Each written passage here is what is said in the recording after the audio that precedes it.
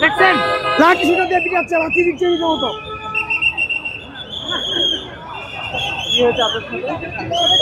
রীতিমতো আমাদের উপর লাঠি চার্জ করা হয়েছে, গায়ে হাত তোলা হয়েছে। আমরা এই মুহূর্তে ঘোষণা করছি সারা বাংলাদেশে ইমার্জেন্সি সহ সকল সেবা এই মুহূর্তে থেকে বন্ধ থাকবে।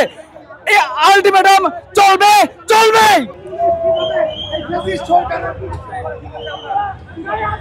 দর্শক, আমরা এখানে ডাক্তাররা সচিবালয় ঘেরাওর মাধ্যমে একজন ডাক্তারকে পুলিশে আহত করা হয়েছে এবং তাকে লাঠিচার্জ করে তাদেরকে পিটানো হয়। এই মুহূর্তে ডাক্তাররা আমরা দেখতেছি সচিবালয়ের এই মুহূর্তে পুলিশে কিন্তু তাদেরকে ছত্রভঙ্গ করে দেয় এবং আমরা দেখতে পাচ্ছি দর্শক এখানে যারা আছেন পুরা মেন পথেই তারা গুরুত্বপূর্ণ পয়েন্ট সচিবালয় তারা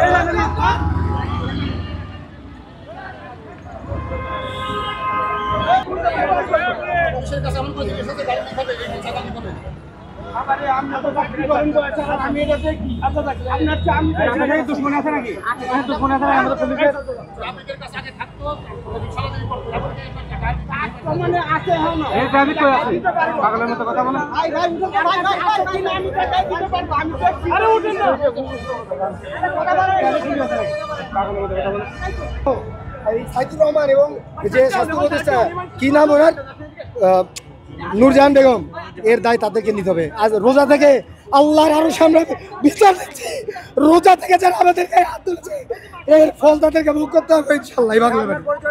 ডাক্তার আলমামুর ঢাকা মেডিকেল কলেজ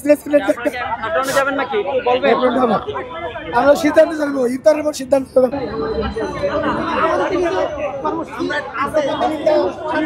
জানাই। আর কোনো আলোচনা হবে না।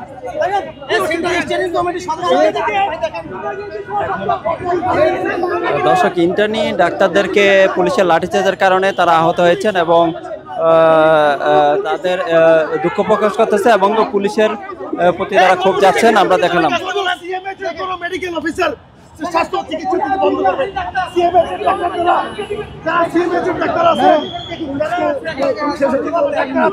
কেউ চিকিৎসা দিবে, কেউ চিকিৎসা দিবে।